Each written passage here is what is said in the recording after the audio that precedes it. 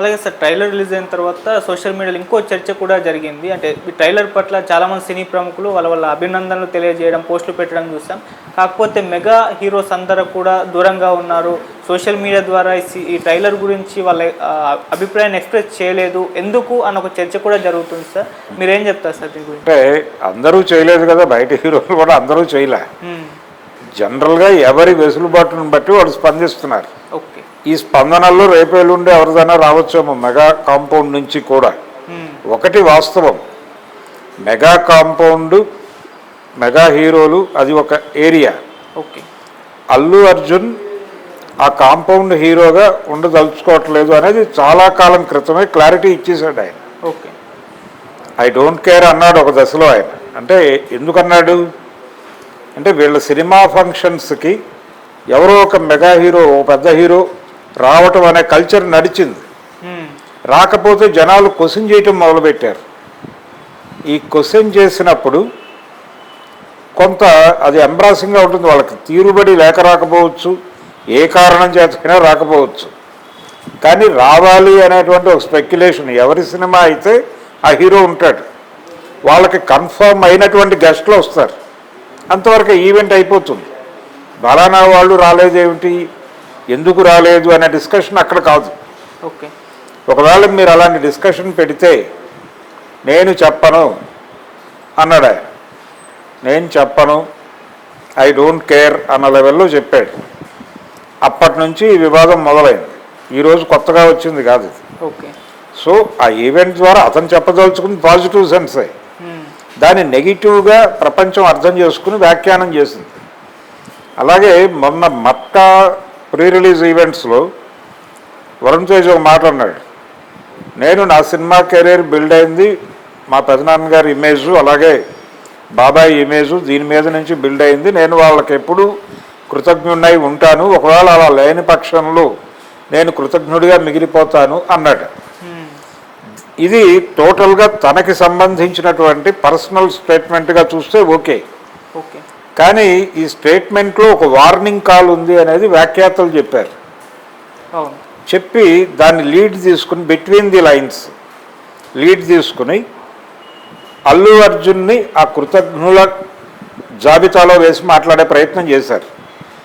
ఇది వ్యాఖ్యానాల లెవెల్లోనే ఉంది తప్ప పర్సనల్ లెవెల్లో ఉందని నేనైతే అనుకోవడం లేదు. ఒకటి కాబట్టి చాలా సీరియస్గా వాళ్ళిద్దరి మధ్య, అంటే మెగా కాంపౌండ్ అని చెప్పుకుంటున్న హీరోలకి అల్లు అర్జున్కి పోటీ ఉంది. ఈ పోటీ పూర్తి స్థాయిలో వ్యక్తిగతం.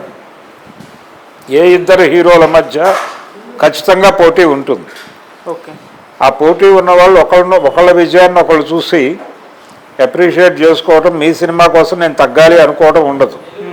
ప్రతి హీరో కూడా నిన్ను మించిన సినిమా చేయాలి అనే ఉద్దేశంతోనే ఉంటారు. ఒక సినిమా చూసి ఇది బాగుంది అన్నప్పటికీ దీన్ని మించిన సినిమా నేను చెయ్యాలి అనే ఒక మోటివేషన్ లేకపోతే వాళ్ళ కెరీర్ ఆగిపోతుంది.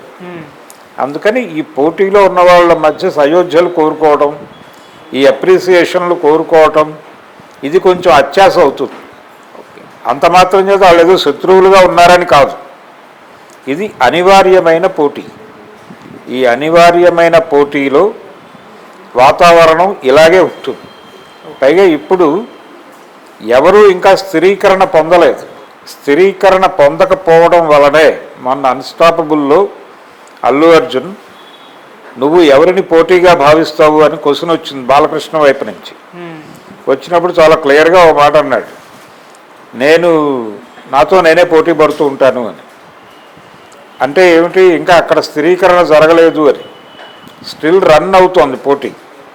పరుగు పందెం మొదలై నడుస్తుండగా మధ్యలో ఎవరు విజేత అని ఎలా చెప్తారు? ఎవరైనా చెప్పే పరిస్థితి కాదు కదా. కాబట్టి రేస్ కంప్లీట్ అయిన తర్వాత మాట్లాడుకుందాం అన్న టోన్లో చెప్పాడు. సో ఇది ఈ లెవెల్ బిజినెస్ కూడా చేసింది. పుష్ప 2 అనేది ఆల్రెడీ వాళ్ళు 1000 crore క్రాస్ చేసి థియేట్రికల్ బిజినెస్ చేశారు నేషనల్ లెవెల్లో కాదు, మొత్తం గ్లోబల్ లెవెల్లో చేస్తారు. అయిపోయింది. కేవలం థియేట్రికల్ బిజినెస్. ఇప్పుడు ఈ లెవెల్లో కొన్నారంటే వాళ్ళు కనీసం దాని మీద డబుల్ ఎక్స్పెక్ట్ చేస్తే అది 2000 క్లబ్లోకి వెళ్ళిపోయినట్టే సినిమా. అవును. సో ఆ ఛాయలు కనిపిస్తున్నాయి, వాతావరణం కనిపిస్తోంది. ఇంత స్పెక్యులేషన్ క్రియేట్ చేయటము, ఇన్ని వార్తలు పుట్టించటము, ఇంత డిస్కసివ్ పాయింట్గా మారటము అనేది ఈ మధ్య కాలంలో ఏ సినిమాకి జరగలేదు. ఓకే. ఇది ఒక పాజిటివ్ సైన్ పుష్పకి సంబంధించి, పుష్ప 2కి సంబంధించి. సో డెఫినెట్గా పుష్ప 2 రూల్ చేస్తుంది అనే ఒక కాన్ఫిడెన్స్ అయితే ఇప్పుడు జనాల్లో క్రియేట్ అయి ఉంది. ఓకే. అలా పుష్ప మేనియా ఏర్పడింది. ఆ పుష్ప మేనియాని మెయింటైన్ చేయటం అనేది, సస్టైన్ చేయటం కోసం అనేక ఈవెంట్లు జరగబోతున్నాయి, అనేక కంటెంట్ రాబోతోంది.